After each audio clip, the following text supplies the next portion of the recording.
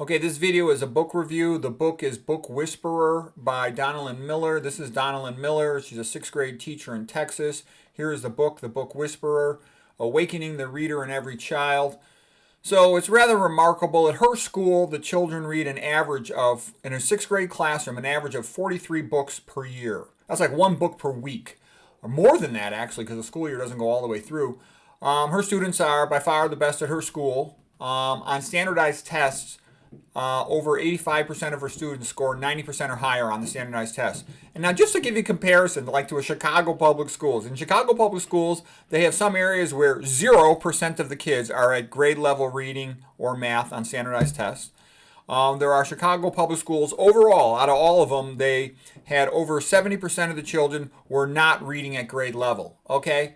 So that's why when people tell me, oh, we need more money, bullshit. The teachers stink. All right. If you have a good teacher who knows what they're doing, it doesn't even cost hardly any money. All right. She's got her students, 85% of them performing over the 90th percentile. I think that's funny.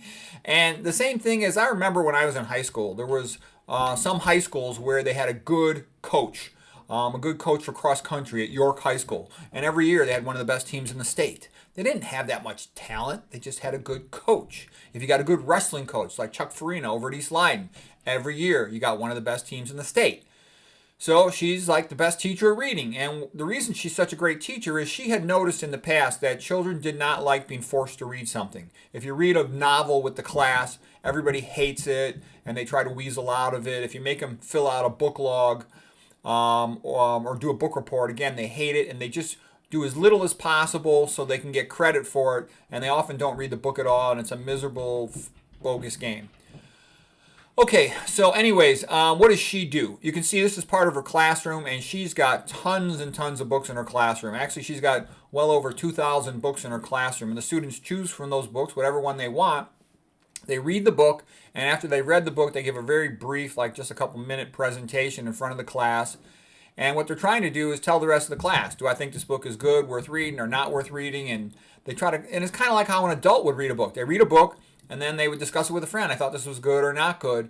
And she says that leads to what she called a real desire for the students to become literate so they can talk about the books with their friends. She said the best person to give a book recommendation to another sixth grader is another sixth grader. And she's trying to give them an authentic, real reason to want to become literate, not just to do something because the teacher says you have to for a grade.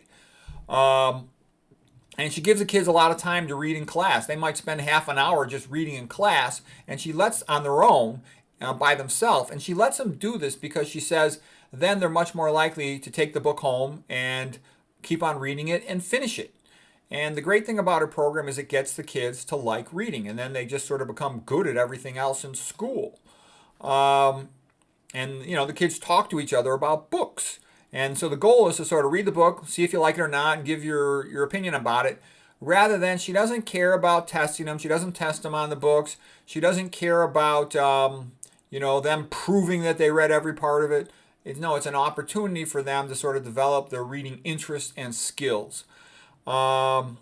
She has a whole bunch of videos at this YouTube channel called Reading Rockets. I will make a link to that below here.